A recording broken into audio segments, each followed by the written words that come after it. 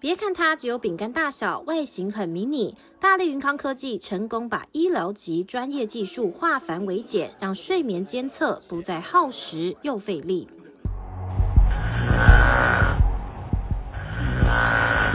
打呼声在医师眼中是健康的隐形杀手。根据统计，全台湾成年人当中就有35%深受鼾症困扰。鼾声雷动影响的不只是枕边人，更潜藏中风与心血管的致病风险。当我们不断的去摇颈动脉，或是对颈动脉发出一个能量的时候，我们颈动脉的内皮细胞就会受损。受损后，我们身体的一个反应就是我用胆固醇来弥补。那这些弥补起来，就会让我们的内壁越来越厚，我们就称为动脉粥状硬化。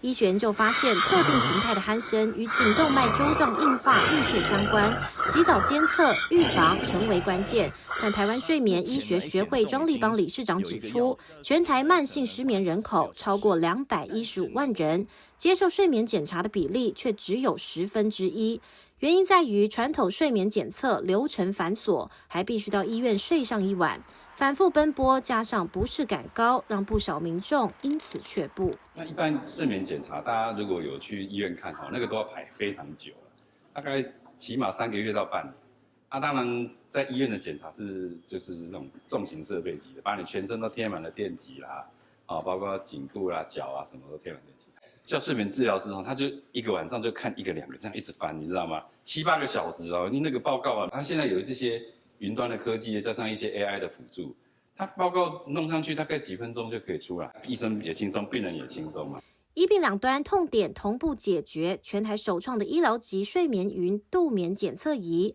轻松在家睡一觉，医师就能掌握夜间心电、呼吸中止、血氧低落、睡眠品质、体动等讯号。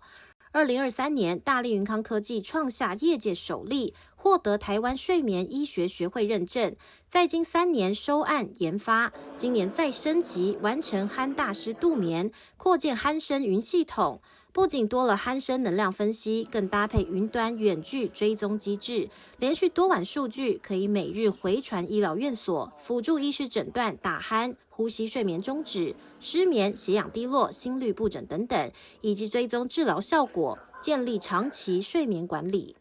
用居家型的测法的话，它第一个就是比较真正符合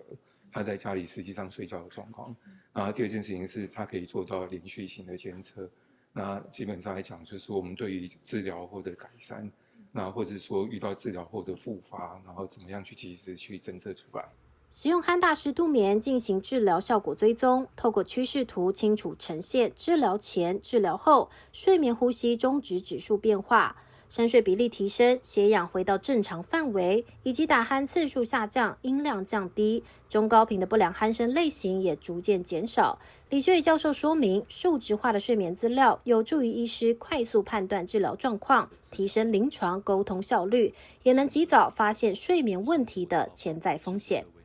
大立云康科技鼾大师度眠把医学中心的睡眠鼾声检测推向居家监测，让睡眠管理成为守护健康的第一道防线。